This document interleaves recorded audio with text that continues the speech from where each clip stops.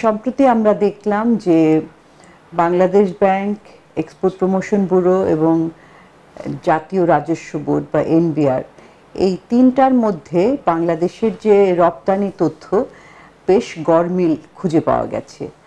আমরা অনেকদিন থেকেই বলে আসছিলাম যে এই যে বাংলাদেশ ব্যাংকের যে প্রকৃত রপ্তানি আয়ের হিসাব এবং এক্সপোর্ট প্রমোশন ব্যুরোর যে শিপমেন্ট ভ্যালু এক্সপোর্টের, সেটার মধ্যে বিরাট একটা পার্থক্য হচ্ছে। ক্রমান্বয়ে এই পার্থক্যটা বেড়েই চলেছে এবং এটার কারণ কি অনেক ধরনের আলাপ আলোচনা বিশ্লেষণের চেষ্টাও হয়েছে।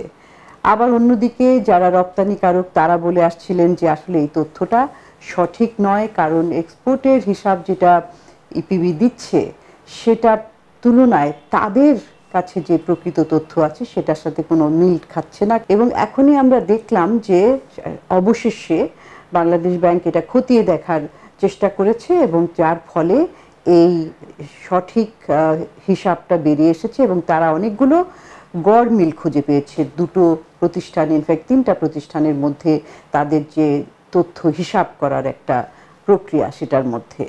এবং দেখা গেছে যে জাতীয় রাজস্ব বোর্ড যে সমস্ত তথ্যের হিসাব দিচ্ছে মাল্টিপল এন্ট্রি, একই ডেটা বারবার ডাবল ট্রিপল এরকমভাবে দিচ্ছে, যার ফলে তাদের হিসাবটা বাংলাদেশ ব্যাংকের প্রকৃত রপ্তানি আয়ের চাইতে অনেক বেশি হচ্ছে। এখন এটা উদ্ঘাটন হয়েছে এবং বাংলাদেশ ব্যাংক বলেছেও তারা যে এখন থেকে প্রকৃত এই যে হিসাবটা করা হচ্ছে এই পদ্ধতিতেই করা হবে। এবং এখানে এই যে রপ্তানি আয়ের যে গরমিলটা দেখা গেল এবং এটা উদ্ভাবন হলো, এটা থেকে আরেকটা জিনিস প্রমাণিত হয় যেটা আমরা অনেক দিন থেকে বলে এসেছি যে আমাদের যে অর্থনৈতিক সূচকের বিভিন্ন যে তথ্যগুলো আসে সেইগুলোর আসলে নির্ভরযোগ্যতাটা কতখানি। আমাদের যেমন ধরেন যে জাতীয় উৎপাদন, মোট দেশজ উৎপাদন কিংবা গ্রস ডোমেস্টিক প্রোডাক্ট বা জিডিপির হিসাবটা যেটা বলে থাকি, যে এইখানে যে হিসাবটা দেওয়া হয় জাতীয় পরিসংখ্যান ব্যুরো থেকে সেইটার সাথে আনুষঙ্গিক যে তথ্যগুলো সেগুলো কিন্তু সাযুজ্যপূর্ণ না। আমাদের যদি জিডিপির আকার এত বেশি হয়, জিডিপি প্রবৃদ্ধি এত বেশি হয়, তাহলে কোথা থেকে সেই প্রবৃদ্ধিটা হচ্ছে?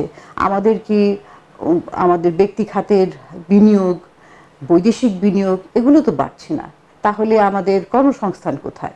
আর এই যে এখন রপ্তানি আয়ের যে এতটা গরমিল হলো এবং এর ফলে এই যে আমাদের 2024 অর্থ বছরের জুলাই থেকে এপ্রিল পর্যন্ত যে তথ্যটা তারা দিয়েছেন, যেখানে দেখা যাচ্ছে আসলে আমাদের প্রকৃত রপ্তানি আয় 14 বিলিয়ন কমে গিয়েছে। এই 14 বিলিয়ন কমার ফলে আমাদের অন্যান্য অর্থনৈতিক সূচকগুলোতে একটা ব্যাপক প্রভাব পড়বে।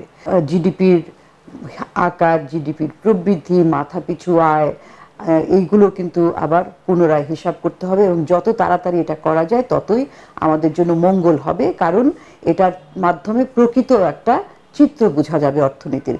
এবং আরেকটা বিষয় হচ্ছে এটা তো এই বছরে অর্থ বছরে না, এর আগের অর্থ বছরে, এর আগের প্রায় কত বছর ধরে চলছে সেটা আমরা জানি না, 8, 9, 10 বছর তো দেখাই যাচ্ছে যে এই ফারাকটা কিন্তু বাড়ছে, যে বাংলাদেশ ব্যাংকের সাথে এই বিভিন্ন তথ্যের ফারাকটা বেড়েই চলেছে। এই বছর 14 বিলিয়ন, গত বছরে 12 বিলিয়ন ছিল। এবং অর্থনীতির প্রকৃত চিত্রটা যদি আমরা না জানতে পারি তাহলে তো আমাদের যে নীতি নির্ধারণ আমরা করব, নীতি প্রণয়ন করব, সেটার মধ্যে কিন্তু একটা ফারাক রয়ে যাবে। সেই নীতিটা কিন্তু সঠিক তথ্যের ভিত্তিতে না হলে বাস্তব উপযোগী হয় না এবং সেই নীতিটা দুর্বল হয়ে পড়ে, যেটা আমরা অনেক ক্ষেত্রেই দেখতে পাচ্ছি বিভিন্নভাবে। আমাদের এই যে ডেটাগুলি আছে, জিডিপির ডেটা, তারপরে মূল্যস্ফীতির ডেটা, সবগুলি নিয়ে এখন কিন্তু মানুষের মনে সন্দেহ এসে গেছে।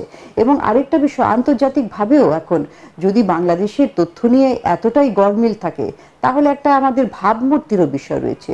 বিনিয়োগকারীরা, বিদেশি বিনিয়োগকারীরা ভাববে যে যেই তথ্যটা সরকারি প্রতিষ্ঠানগুলো থেকে আসছে এটা কি আসলে আসল তথ্য নাকি আর একটু কম হবে, তারা চিন্তা করবে। তো এই সামগ্রিক বিষয়গুলো বিবেচনা করে এখন আমাদের মনে হচ্ছে যে রপ্তানি আয় দিয়ে শুরু হয়েছে, কিন্তু অন্যান্য সমস্ত মূল অর্থনৈতিক সূচককে একটা রিভিজিট, আবার মূল্যায়ন করার দরকার আছে। এবং এটা যদি সঠিক হয় সেখানে তো সমস্যার কিছু নাই, সঠিক চিত্র আসলে আমরা সঠিক পদক্ষেপ নিয়ে সেটাকে সমাধান করতে পারবো।